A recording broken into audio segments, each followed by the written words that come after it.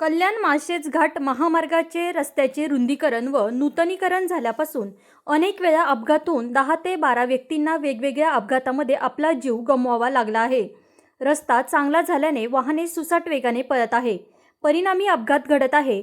अनेक दुचाकीस्वारांचे देखील अपघात झाले आहे। हे अपघात रोखण्यासाठी टोकावडे पोलीस व राष्ट्रीय महामार्ग पोलीस हे ॲक्शन मोडवर आले असून विना वाहन परवाना व हेल्मेट नसलेल्या बेकायदेशीर वाहनांवर कारवाई करण्याची मोहीम हाती घेतली आहे, जेणेकरून अशा बेकायदेशीर वाहनांवर कारवाई करून अपघात रोखण्यासाठी मदत होईल, असा विश्वास टोकावडे पोलीस ठाण्याचे वरिष्ठ पोलीस निरीक्षक नाईक यांनी वर्तवला आहे।